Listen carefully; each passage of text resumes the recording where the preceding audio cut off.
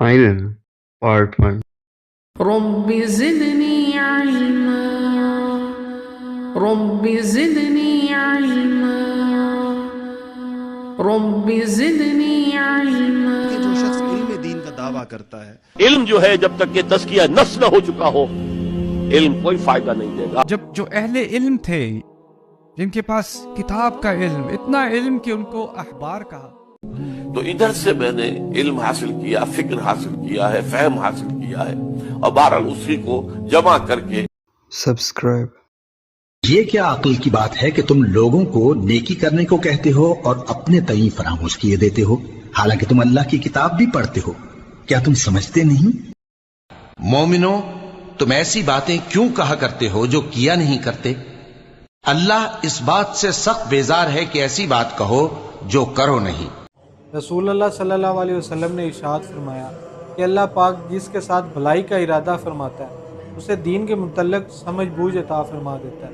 میں تو صرف علم تقسیم کرنے والا ہوں، جبکہ فہم اللہ عطا فرماتا ہے. رسول اللہ صلی اللہ علیہ وسلم نے فرمایا، جو شخص حصول علم کے لیے کوئی راستہ طے کرتا ہے تو اللہ تعالیٰ اس کی وجہ سے اس کے لیے جنت کا راستہ آسان کر دیتا ہے، اور جس کو اس کے عمل نے پیچھے کر دیا تو اسے اس کا نسب آگے نہیں کر سکے گا. علم جو ہے جب تک کہ تزکیہ نفس نہ ہو چکا ہو، علم کوئی فائدہ نہیں دے گا. علم کو دنیا کمانے کا ذریعہ بناؤ گے. علم را برتن زنی مارے بود. علم دین کے ذریعے سے بھی لوگ دنیا ہی کمانے کی فکر کرتے ہیں. اللہ بچائے اس سے تو جوتی گانٹھ کر اپنی روزی کما لینا کہیں بہتر ہے. علم را برتن زنی مارے بود. وہ علم جو تم اپنے بد کے لیے کر رہے ہو وہ تو سانپ ہے جو ڈسے گا تمہیں قبر کے اندر. علم را بر دل زنی یارے بود. ہاں، یہ علم دل پر آئے، یہ ہوگا جو تمہارا دوست ہوگا. تو تزکیہ کے بغیر تعلیم بیکار ہے. بڑا عالم بن گیا ہے، تفسیر لکھ دی ہے، تزکیہ نہیں ہوا تھا. نیت میں یہی ہے کہ شہرت ہو جائے میری تفسیر کی، ڈنکے بج جائیں، کیا تفسیر لکھی ہے. لہذا پہلے تزکیہ پھر تعلیم الکتاب والحکمہ. اب کتاب کا علم دو اور حکمت کی تعلیم دو. ایسے ہی ہے. آج آپ کے صف اول کے لوگوں میں سے ان کے خیالات کے اعتبار سے، ان کی شکل و شباہت کے اعتبار سے، ان کے جذبات کے اعتبار سے، ان کی وفاداریوں کے اعتبار سے کیا شناخت ہوتی ہے کہ یہ مسلمان ہے؟ کہاں سے پتہ چلتا ہے کہ یہ مسلمان ہے؟ کس طرف سے پتہ چلتا ہے اس بات پہ؟ اگر کسی کو ان کے اسلام پر شک ہو جائے تو شک کرنے کی پورے قرائن موجود ہوتے ہیں. ایسے ہی ان یہودیوں کے بارے میں، بہت سو کے بارے میں یہ پتہ نہیں چل سکا کہ یہ یہودی ہیں یا نہیں. انہوں نے وہاں پر پڑھا، اور یہ پڑھنے کے بعد باقاعدہ ان مدارس سے، ان تعلیمی اداروں سے نکلے، اور باقاعدہ مسلمان علماء کے روپ میں انہوں نے خدمات انجام دینی شروع کی. اور مورخین نے لکھا ہے کہ اس میں سے بعض لوگ بڑے بڑے مفتی بنے، اور بعض مفتیوں کے بارے میں آج بھی تاریخ میں ایک سے زیادہ آراء پائی جاتی ہیں، جس میں کہا جاتا ہے کہ اس دور میں جو وہاں مفتی ہیں، آپ وہاں کے لوگوں سے پوچھیں گے تو وہ کہیں گے کہ اس پر یہودیت کا الزام ہے. فلانا جو مفتی تھا فلانے گاؤں کا، فلانے علاقے کا، اس کے بارے میں یہ شک ہے کہ اس کا تعلق ایک یہودی گھرانے سے تھا. جیسے آج بھی یہاں پر ہوا ہے، اور بہت سے لوگوں نے اپنے لوگ داخل کیے، اور اس کا ایک طریقہ ہے اس کو پہچاننے کا. دیکھیں، جو شخص علم دین کا دعویٰ کرتا ہے اور جو شخص علم دین کی طرف منسوب ہے، تو امت کی تاریخ یہ رہی ہے کہ اس کے علم کے آثار کم سے کم اس کی اپنی زندگی پر نمایاں ہونے چاہیے. اس امت نے 1400 سالوں میں ربانی علماء بھی دیکھے ہیں، اور غیر ناجی فرقے بھی دیکھے ہیں، اور دین میں رخنہ اندازی کرنے والے لوگ بھی دیکھے ہیں. زندگیوں سے فیصلہ ہوا کرتا ہے. اسی لیے علماء کی زندگیاں بہت نمایاں اور ممتاز ہونی چاہیے کہ ان کے قول کا، ان کی حقانیت کا، ان کی درستگی کا، ان کے راہ راست پر ہونے کا، اس کا فیصلہ ان کی زندگیاں کر سکتی ہیں، ان کی باتیں نہیں کرتی. باتیں تو ہر بندہ کر سکتا ہے، اور ایک سے بڑھ کر ایک اچھی باتیں کر سکتا ہے.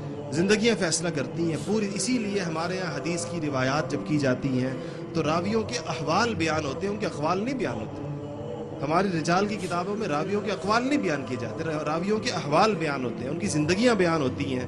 یہ بتایا جاتا ہے کہ ان کے بارے میں ان کے معاصرین کیا کہتے تھے، ان کے بارے میں ان کے شاگرد کیا کہتے ہیں، ان کے بارے میں عام لوگ کیا کہتے ہیں، ان کے بارے میں ان کے بڑے کیا کہتے ہیں، اساتذہ کیا کہتے ہیں، اور ان کی پوری زندگی کے مختلف پہلوؤں سے ان کا جائزہ لینے کے بعد یہ فیصلہ کیا جاتا ہے کہ یہ شخص رسول اللہ صلی اللہ علیہ وسلم کی حدیث کے بیان کے قابل ہے یا نہیں ہے. یہ کرائٹیریا امت مسلمہ نے رکھا ہے اور اس پر وہ پرکھتی چلی آ رہی ہے. آج ہم سے یہ پیمانے بھی گڑبڑ کیے جا رہے ہیں. آج ہم جن لوگوں سے دین سن رہے ہیں اور آج ہم جن لوگوں کی دینی تشریح و تعبیر ہمارے کانوں میں ٹھونسی جا رہی ہے، ہم سن نہیں رہے، زبردستی ٹھونسی جا رہی ہے اور ہمیں ان کی تشریح و تعبیر قائل کرنے کی کوشش کی جا رہی ہے. یہ وہ لوگ ہیں سارے کے سارے کہ جو خود ان کی زندگیاں ان کے دینی تصورات کے ساتھ کھلا ان کی زندگیاں اس کا مذاق اڑا رہی ہیں. برائے مہربانی یہ بتا دیں کہ اگر کسی کے دل میں یا قلب میں ایمان کوٹ کوٹ کر بھرا نہ ہو تو اس کے لیے کیا کرنا چاہیے؟ دیکھیے، ایمان پیدا کرنے کے 3 طریقے ہیں. 2 ایزی ہیں لیکن ان سے ایک ایسا ایمان پیدا ہوتا ہے جس میں شعور کا ایلیمنٹ بہت کم ہے، نہ ہونے کے برابر.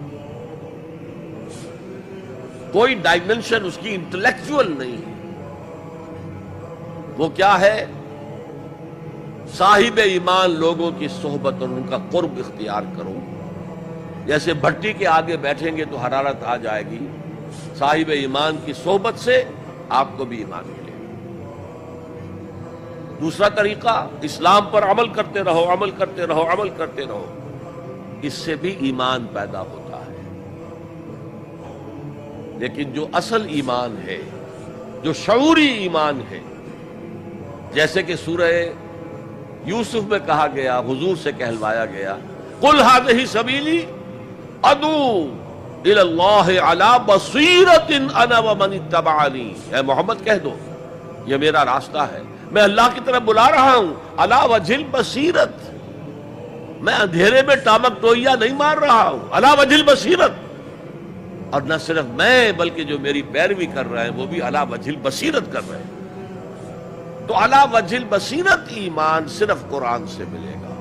مولانا ظفر علی خان کبھی میں حیران ہوتا ہوں، وہ عموماً تو سیاسی شاعر تھے اور جنگ آزادی کے بہت بڑے سپاہی تھے، اس میں کوئی شک نہیں کہ انہوں نے ایک بڑا پیارا شعر کہا ہے، وہ جنس نہیں ایمان جسے لے آئیں دکانیں فلسفہ سے، ڈھونڈنے سے ملے گی عاقل کو یہ قرآن کے سی پارو. عاقل انٹلیکچوئل انسان اس کو وہ جو ایمان چاہیے جس کا انٹلیکچوئل ڈائمنشن بھی ہو، اس کی سورس صرف اور صرف قرآن. اور شیخ الہند مولانا محمود حسن دیوبندی رحمۃ اللہ علیہ، جنہیں میں 14ویں صدی ہجری کا مجدد اعظم مانتا ہوں، اور ان کے ترجمہ قرآن کے حواشی لکھے تھے شیخ الاسلام مولانا شبیر احمد عثمانی نے. ان دونوں کو میں اپنا شیخین تسلیم کرتا ہوں. تو ادھر سے میں نے علم حاصل کیا، فکر حاصل کیا ہے، فہم حاصل کیا ہے، اور بہرحال اسی کو جمع کر کے پھر میں نے اس کی تبلیغ و ارشاد اور اس کی ترویج اور اس کی تعلیم اور اس کی تدریس کا سلسلہ شروع کیا. جب جو اہل علم تھے جن کے پاس کتاب کا علم، اتنا علم کہ ان کو احبار کہا. احبار کا لفظ حبر سے نکلا ہے، حبر کہتے ہیں سیاہی کو. کتابیں اتنی لکھتے تھے اور صفحے اتنے پلٹتے تھے کہ ہاتھ ہمیشہ سیاہی سے کالے ہوتے تھے، تو انہیں احبار کہا جاتا تھا ان کے علماء کو. اور ان کے دل اتنے سخت ہو گئے اتنا علم ہونے کے باوجود. ان کا مسئلہ دل کا مسئلہ تھا. اسی لیے بنو اسرائیل کے بارے میں کہا ثم قست قلوبکم من بعد ذلک، تمہارے دل سخت ہو گئے. اس کے بعد تمہارے دل سخت ہو گئے پتھروں کی طرح. وہ جو مثال ہم نے پڑھی تھی بنو اسرائیل، وہ دل کی سختی کی بات تھی. اب قرآن نے کیا کیا؟ آپ صلی اللہ علیہ وسلم فرماتے تھے کہ اللہ تعالیٰ علم کو اس طرح نہیں اٹھا لے گا کہ اس کو بندوں سے چھین لے، بلکہ وہ پختہ کار علماء کو موت دے کر علم کو اٹھائے گا، حتیٰ کہ جب کوئی عالم باقی نہیں رہے گا تو لوگ جاہلوں کو سردار بنا لیں گے، ان سے سوالات کیے جائیں گے اور وہ بغیر علم کے جواب دیں گے، اس لیے خود بھی گمراہ ہوں گے اور لوگوں کو بھی گمراہ کریں گے. ایک نسل کی جہالت، دوسری نسل کی روایت اور تیسری نسل کا عقیدہ بن جاتی ہے۔